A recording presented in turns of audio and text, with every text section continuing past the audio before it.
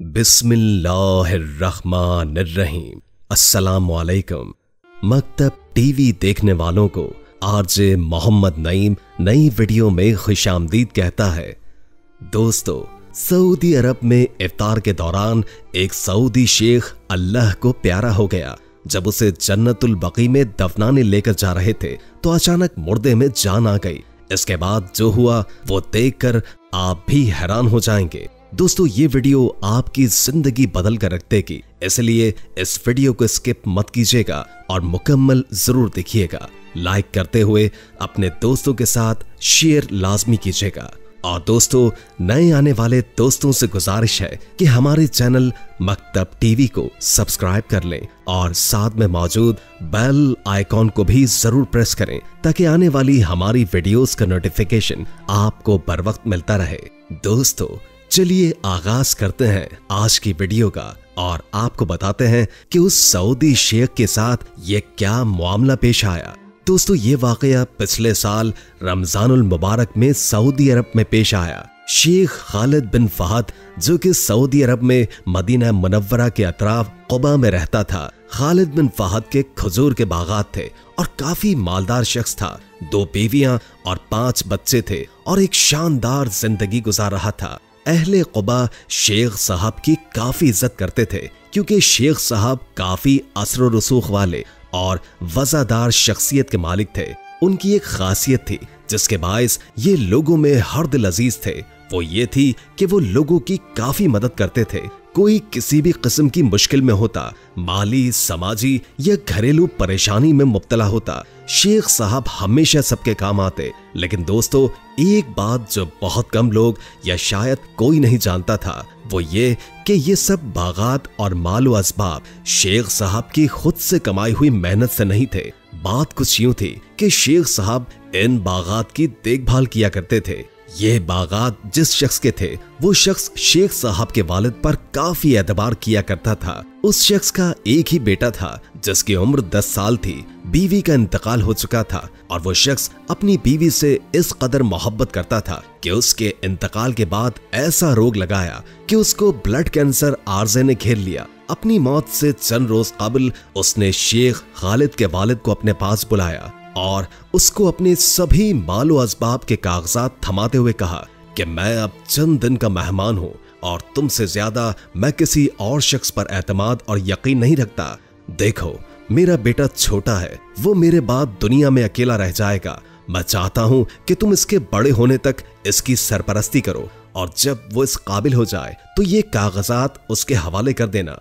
दोस्तों, वो शख्स चंद दिन के बाद इंतकाल कर गया। इसके बाद शेख साहब के वालिद का ईमान डोल गया और उन्होंने उस बच्चे को बाग के एक माली के हवाले किया और खुद उसकी सारी जायदाद पर काबिज हो गए और उस बच्चे को मुलाजमों की तरह परवान चढ़ाया। शेख खालिद को भी इस बात का इल्म नहीं था। अपने वालिद के इंतकाल के बहुत अरसे के बाद जब वो कागजात देख रहे थे तो उनको वो वसीयतनामा मिला और उन्होंने पढ़ा तो तब भी वो ना समझ पाए क्योंकि उनके वालिद साहब इस सारी जायदाद के जाली कागजात बनाकर खुद सारी जायदाद के मालिक बन चुके थे। और ये वसीयतनामा शेख साहब ने पढ़कर दोबारा रख दिया कि पता नहीं ये क्या है। वो नहीं जानते थे कि अब्दुल गफूर, जो उनके बागात में माली का काम सरंजाम देता है, असल में यही इन बागात का असल मालिक है। अब्दुल गफूर ने सारी जिंदगी इन बागात को सेंचते गुजार दी और शादी तक नहीं की क्योंकि उसके आगे पीछे कोई था ही नहीं जो उसकी शादी करता।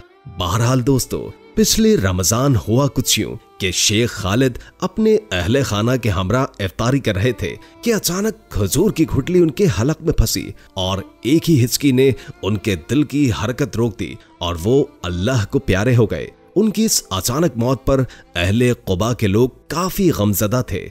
उनके शायान शान उनकी नमाज़े जनाजा अदा की गई और शेख साहब की वसीयत के मुताबिक शेख साहब की मैयत को लोग जन्नतुल बकी में दफनाने के लिए रवाना हुए। दोस्तों, जन्नतुल बकी से कुछ फासले पर एक अजीब बात हुई। शेख साहब की मैयत अचानक चारपाई पर उठकर बैठ गई।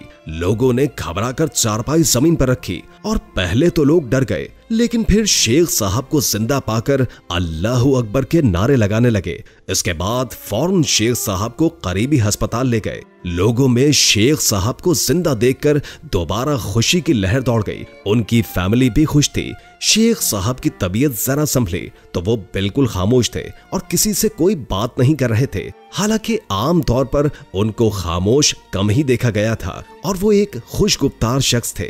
अहले कुबा यूं दोबारा उनके दिल को चल पड़ने पर एक मौजज़े की तरह ले रहे थे। शेख साहब की बीवियों और बच्चों ने भी उनसे बात करने की कोशिश की, मगर शेख साहब ने कोई खास जवाब नहीं दिया और खुद को काफी दिन एक कमरे में बंद रखा। उनकी बीवियां काफी परेशान थी कि आखिर उनको हुआ क्या है, वो ऐसा क्यों कर रहे हैं। फिर एक दिन तकरीबन एक हफ्ते के बाद वो अपने कमरे और घर से बाहर निकले और इलाके के मुफ्ती साहब के पास पहुंचे और उनको तमाम हाल कह सुनाया कि मुफ्ती साहब, जैसे कि आप जानते हैं कि मैं कुछ घंटों, आप कह सकते हैं कि मैं एक किस्म की मौत से हमकिनार हुआ हूँ, जबकि डॉक्टर्स का ये कहना है कि शायद मैं कोमे में था, लेकिन मैं जानता हूँ कि मैं मर चुका था। मेरा जहन तारीकी में डूब गया था और फिर तारीकी में मैंने एक रोशनी देखी और एक आवाज सुनाई दी कि खालिद बिन फहद, तुम नेक दिल शख्स हो, इसलिए हम नहीं चाहते कि तुम्हारे बाप के कर्दों की सजा तुम्हें भी दी जाए।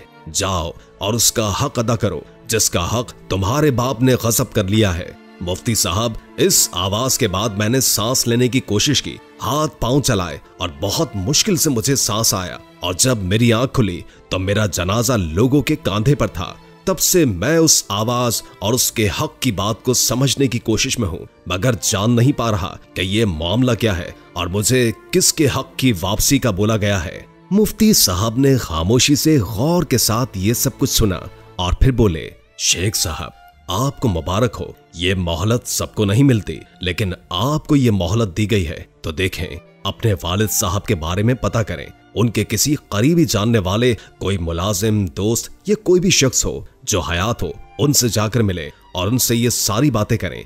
शायद आपको कोई कुछ बता दे। शेख साहब ने जहन पर जोर दिया और उसको अब्दुल गफूर के साथ एक बुजुर्ग माली का ख्याल आया। उन्हीं बुजुर्ग के साथ अब्दुल गफूर भी रहा करता था। शेख साहब उन बुजुर्ग के पास गए और उनको सारा अहवाल कह सुनाया। ये सुनकर बुजुर्ग ने एक सर्द आह भरी और बोला, बेशक अल्लाह इंसाफ करने वाला है, और इतने सालों के बाद ये बात कैसे उसने जाहिर कर दी, सुभान अल्लाह। वो बुजुर्ग कहने लगे, बेटा, तुम्हारा बाप था तो अच्छा शख्स, लेकिन पता नहीं क्यों उसकी नीयत खराब हो गई। जब उन बागात के मालिक ने अपना बेटा और अपनी तमाम जायदाद तुम्हारे बाप के हवाले की कि वक्त आने पर तुम ये हक मेरे बेटे को दे देना और उसकी देखभाल करना, लेकिन बेटा, तुम्हारे बाप की नीयत बदल गई और मैं तब तुम्हारे बाप के अंडर काम किया करता था।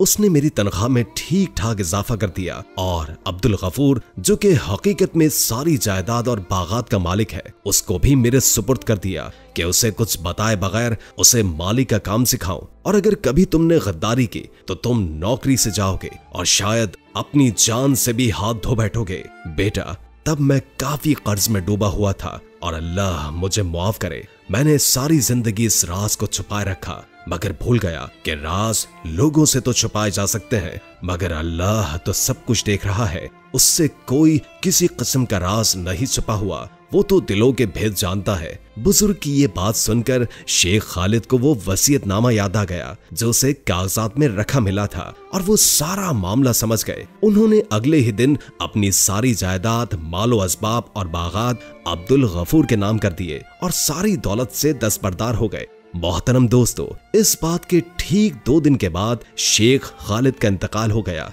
और उन्हें जन्नतुल बकी में ही दफन किया गया। प्यारे दोस्तों, ये कोई कहानी नहीं बल्कि सच्चा वाकया है। कमेंट में अपनी राय से जरूर आगाह कीजिएगा। अल्लाह ताला हमें हक पर चलने और यतीमों के सर पर हाथ रखने और उनका हक अदा करने की तौफीक अता फरमाए, आमीन।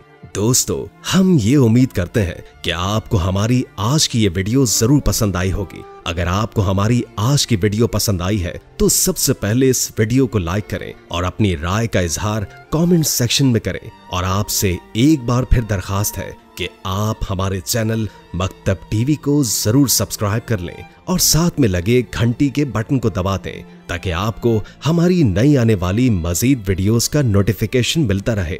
अल्लाह ताला आपका और हमारा हामी व नासिर हो।